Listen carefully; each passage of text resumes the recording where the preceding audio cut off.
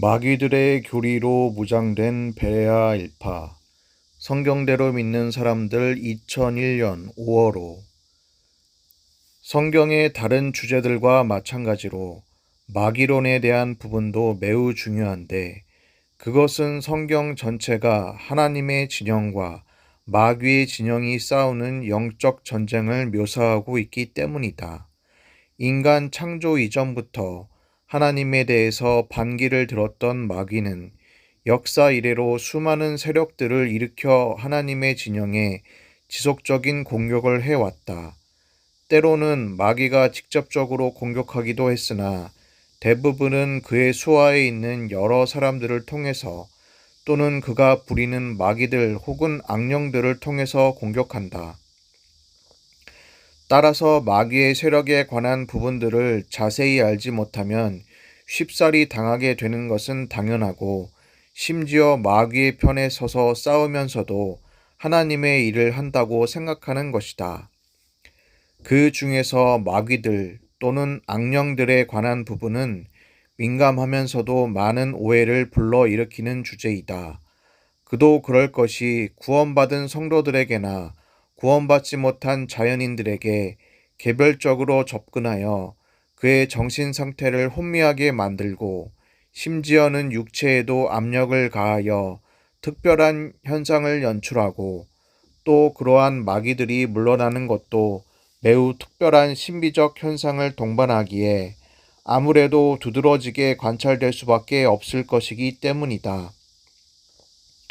문제는 이러한 현상들에 대해서 올바르게 보지 못하고 비성경적인 이론들과 신비적, 무속적 체험들을 바탕으로 거짓 교리를 전파하는 자들로 인해 결과적으로 마귀가 영광을 받고 있다는 것이다. 그러는 사람들 가운데 대표적인 자가 바로 김기동 목사, 성락교회 베레아 아카데미이다. 방언과 치유와 축사, 소위 귀신을 쫓는다는 것은 은사주의자들에게 원래부터 있었던 것이지만, 특별히 김기동 목사는 귀신에 대해 수명을 채우지 못하고 죽은 불신자의 사후라고 해석하므로 우리나라 전통 무속신앙과 밀접한 그야말로 토속신앙의 형태로 귀신론을 정립시켰다. 그가 이렇게 가르치는 데에는 한글 개역 성경도 한 몫을 했다. 일단 개역 성경에서는 마귀들에 해당되는 데빌스를 모두 귀신으로 번역했다. 이를 귀신으로 번역한 것에 대해서 사람들은 그에 대한 헬라어는 다이몬인데, 이는 사탄 마귀를 뜻하는 헬라어 디아볼로와는 다르기 때문이다 라고 주장한다. 그런데 문제는 왜 하필이면 다이몬을 귀신들이라고 번역했느냐 하는 것이다. 우리말의 귀신이란 용어는 분명히 죽은 자의 사후 존재, 죽은 자의 혼백이라는 의미이다. 하지만 헬라어 다이몬은 수많은 군소 악령들로서의 마귀들을 뜻한다. 다시 말해 다이몬은 분명히 귀신이 아니라는 말이다. 그는 귀신은 불신자의 사후 존재라고 말한다. 이것이 바로 김기동 목사가 가르치는 마귀론 또는 귀신론의 핵심이다. 이를 증명하기 위해 그는 귀신 들린 8,000명을 대상으로 축사를 한 결과를 데이터로 제시하고 있는데, 그중 5명을 제외한 7,995명에게서 나는 죽은 뭐뭐의 영혼이다 라는 대답을 들었다고 한다. 김기동 마귀론 베레아 1988년 페이지 216. 어떻게 귀신이 되었지? 예수 안 믿어 그렇지. 왜 사람에게 들어왔나? 얻어먹으려고 왔다. 이 사람과 무슨 관계인가? 친척이다. 이 사람에게 무슨 일을 했나? 죽이려고 했다. 병들게 하고 고생시키려고 했다. 어떻게 죽은 귀신이냐? 병들어 죽었다. 자살했다. 사고로 죽었다.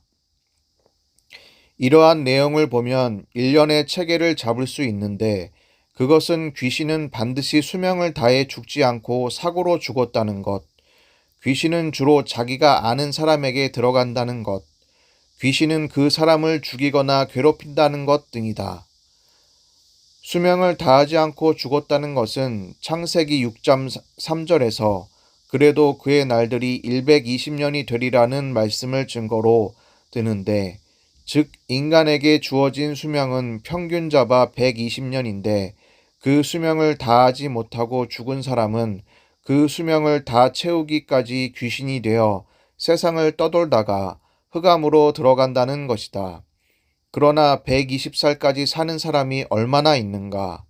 노아 홍수 이후에 인간의 수명은 급격하게 감소하기 시작하고 모세의 시에 따르면 인간의 기본 연수는 70에서 80살이다. 시편 90편 10절. 현대에도 의학이 발달하기 전까지는 50에서 60살이 정상적으로 늙어 죽는 연수였다. 120살이 인간의 연수라 하는 것은 평균치를 말하는 것이라 하더라도 이것은 너무 차이가 난다. 그러면 그들이 모두 120살이 될 때까지 귀신이 되느냐 하면 그게 아니라 늙어 죽은 사람은 말고 수명을 다하지 못하고 죽은 사람들만 귀신이 된다고 한다.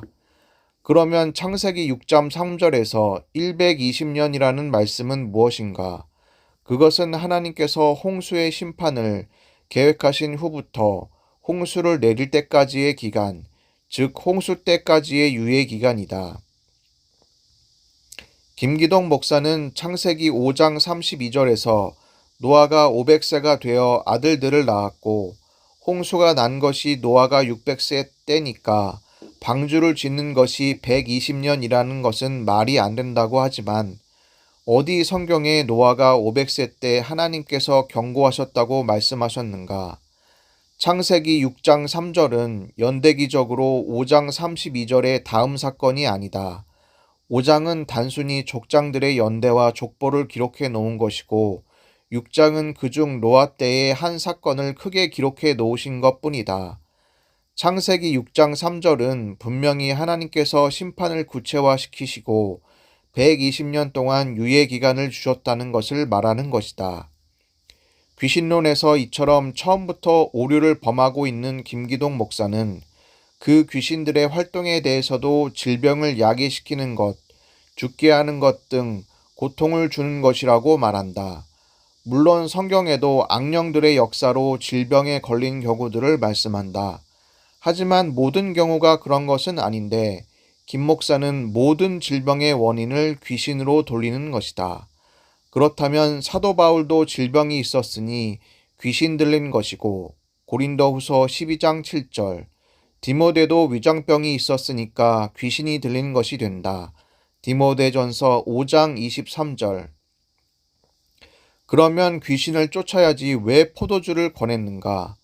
포도주에 귀신을 제압할 만한 어떤 신비적인 힘이라도 있다는 말인가? 또한 사도 바울의 경우에는 그 질병에 대해서 사탄의 사자라고 말했으니 그것을 귀신이라 할 텐가? 그렇다면 바울은 그 병에 대해서 하나님께 3번씩이나 제거해달라고 기도했는데 주님은 내 은혜가 내게 충분하도다 라고 말씀하셨다. 그러면 하나님께서는 왜 바울에게서 귀신을 쫓아주지 않으신 것인가? 바울에게는 은혜가 충분하니 그 정도 귀신은 달고 다녀도 된다는 말인가? 여기에 한술 더 떠 귀신 들리는 과정까지 살펴보면 성경에서 완전히 벗어나 버리는 것을 볼 수 있다. 귀신은 어떤 사람에게 들어와서 그의 영혼을 지배하는 것이 아니라 영혼과 육체의 중간, 신경계통에 들어와 영혼과 육체를 분리시키는 일을 합니다. 같은 책 페이지 169. 이 말은 막이 들려 눈먼 자, 벙어리 된 자 같은 현상을 보고 하는 말 같다.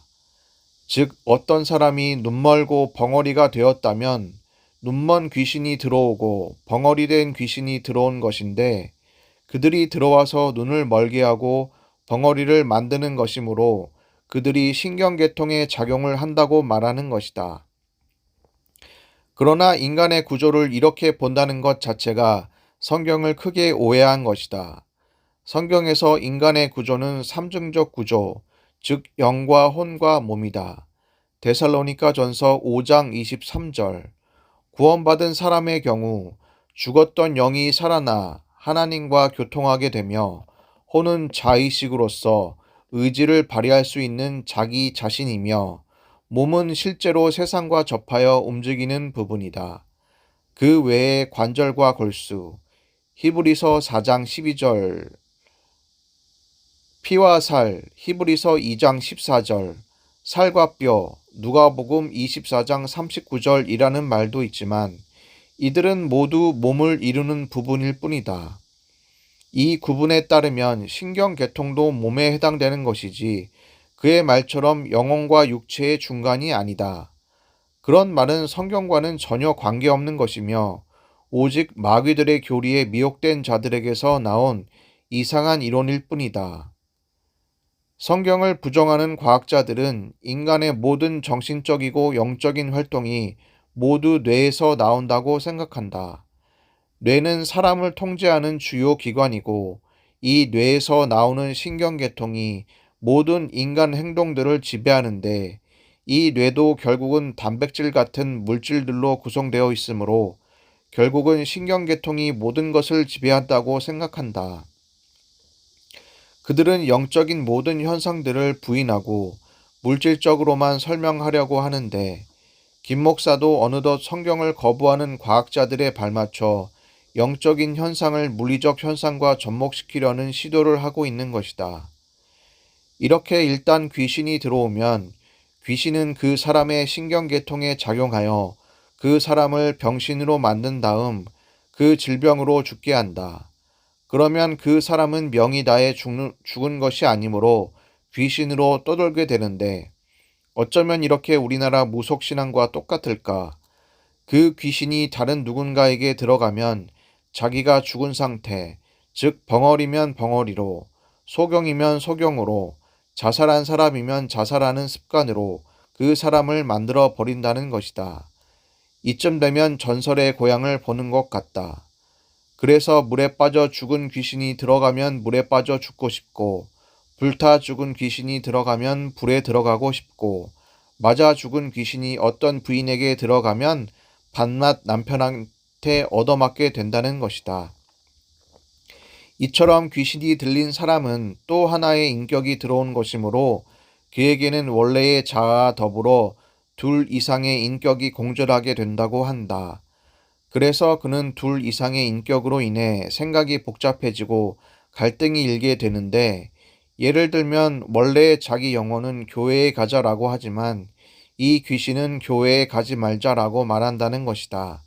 다시 말해서 자기 영혼은 선을 행하려 하여도 이 귀신은 죄를 지으려고 한다는 말인데 여기에 또한 엄청난 오류가 있다.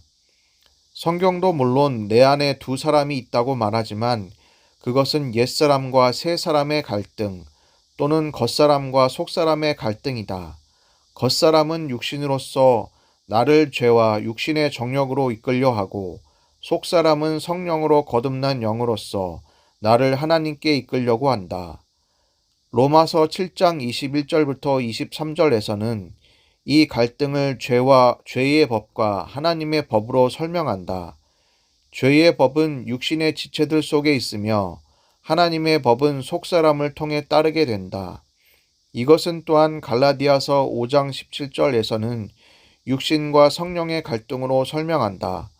그러므로 선한 것과 악한 것이 내 안에서 싸운다면 그것은 새 사람과 옛 사람이 싸우는 것이지 내 영혼과 귀신이 싸우는 것이 아니다. 귀신으로 적용할 경우 귀신이 나중에 들어온 것이므로 내 영혼이 옛 사람이 있고 귀신이 새 사람이 되는 것인데 그러면 새 사람이 악한 것이라는 결론이 나오지 않는가?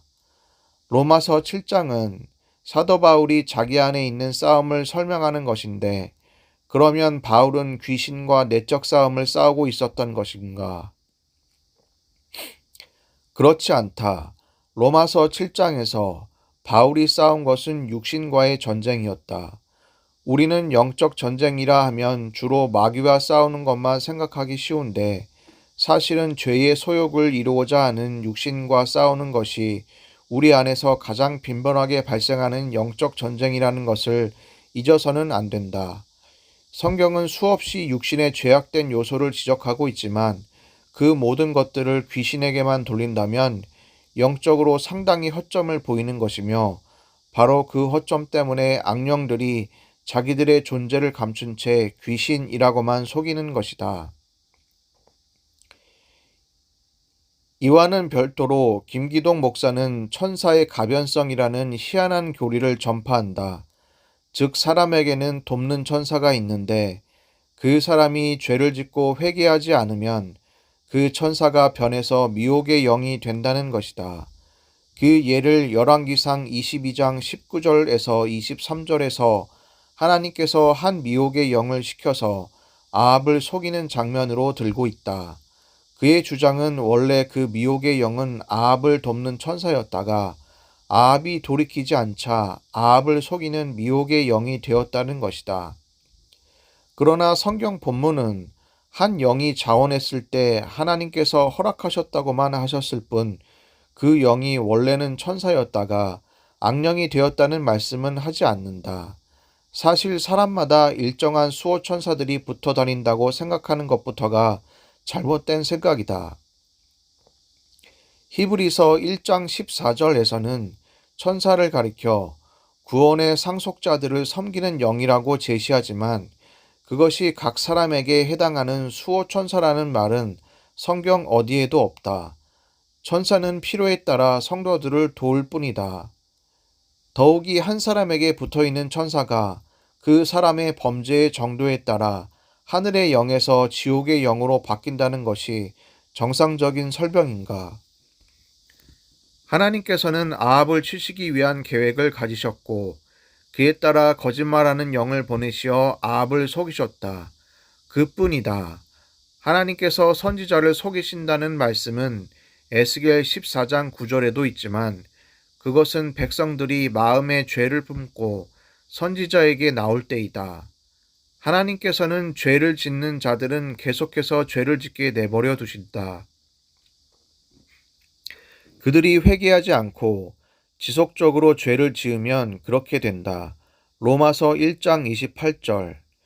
하지만 그것이 그를 돕는 천사가 변해서 그렇게 된 것은 아니다.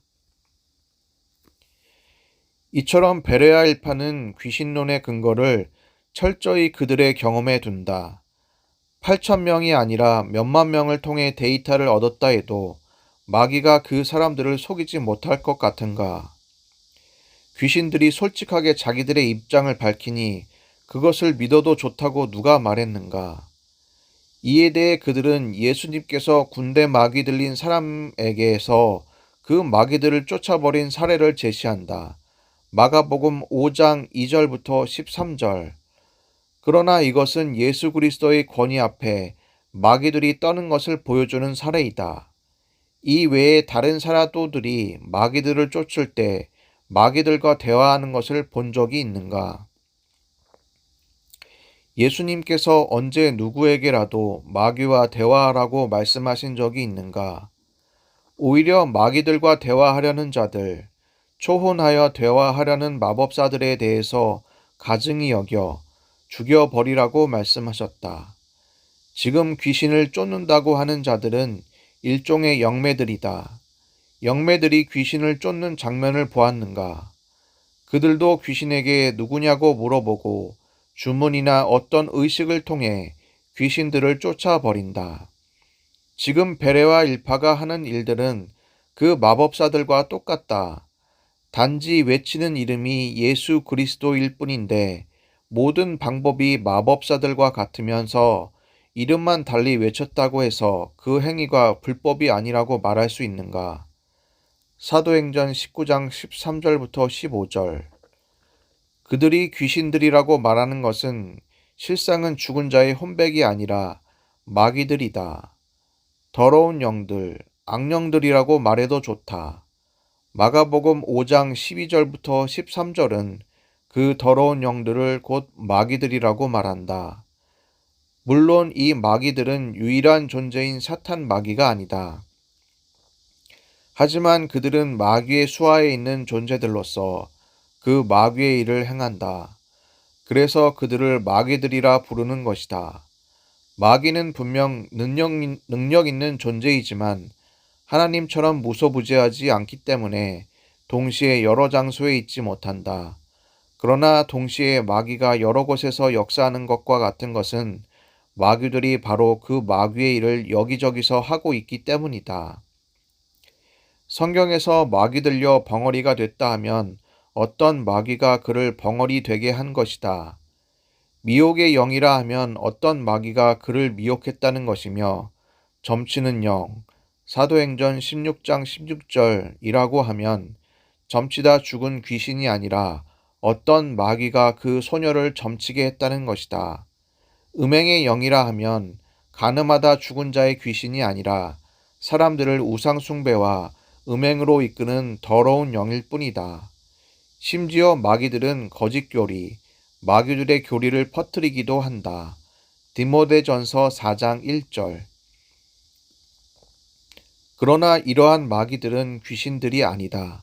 이들 마귀들은 어느 사람에게나 들어갈 수 있기에, 또한 그들은 인간들보다 훨씬 나은 지식을 가질 수도 있기에 그와 대화하는 사람들을 얼마든지 속일 수 있는 것이다. 왜 김 목사는 그 마귀들에게 속는다는 생각은 하지 못하는가? 그것은 그에게도 마귀들이 들어있어 마귀들의 교리로 속이기 때문이다.